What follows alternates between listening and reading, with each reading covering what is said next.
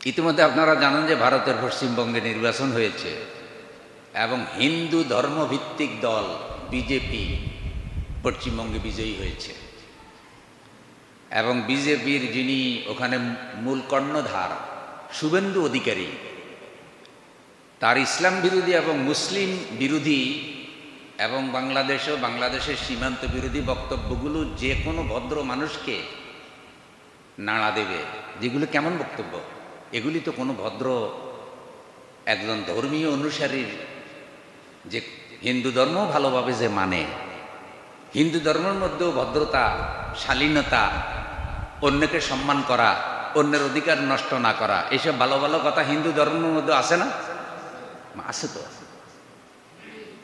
হিন্দুরা পরজগৎ বিশ্বাস করে, পরকালে একটা জগৎ আছে, স্বর্গ নরক বিশ্বাস করে, স্বর্গ নরক, পাপ পুণ্য বিশ্বাস করে, ভগবান মানে, আর ভগবানের সহকারী হিসাবে তারা যেসব মূর্তি পূজা টুজা করে এগুলি তারা মানে।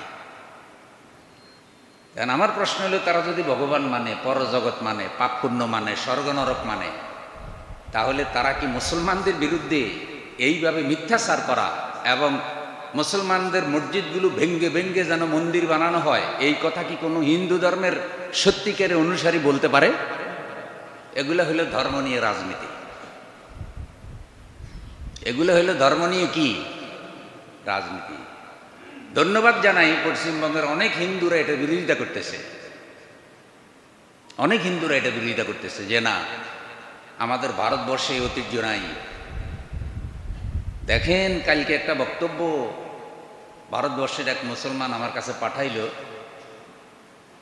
সে বলতেছে যে ভারত থেকে বাবরের নাম মুছে দিবে, হুমায়ুনের নাম মুছে দিবে, যত মোগল শাসক আছে এক সময় ভারত মুসলমানরা শাসন করছে না, করছে, এই সকল শাসকদের নাম সে মুছে দিবে, সব জায়গায় সে হিন্দুদের নাম লিখে দিবে, এবং যেখানে যেখানে মসজিদ আছে সেখানেই তারা একটা যুক্তি দাঁড় করে, এখানে একটা মন্দির আছিল, আন্দাজি যুক্তি, একই যুক্তি তারা বাবরি মসজিদ ধ্বংস করে দিল।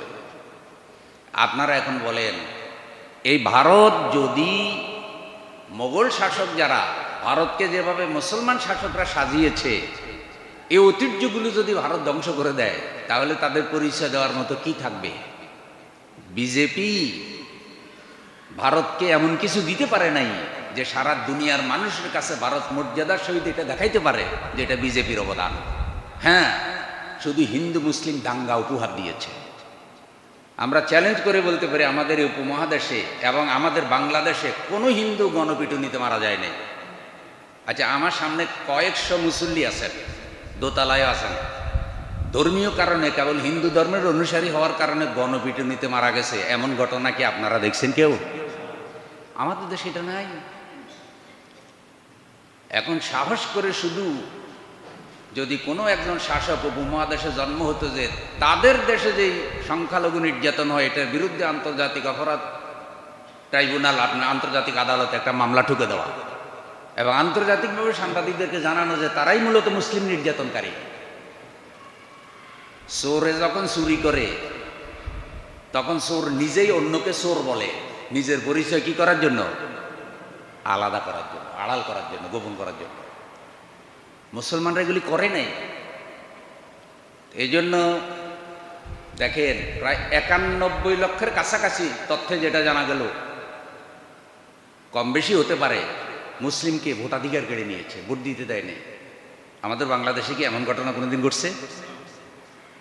বিভিন্ন যুক্তি দিয়া কাগজ, অমুক কাগজ নাই, তমুক কাগজ নাই।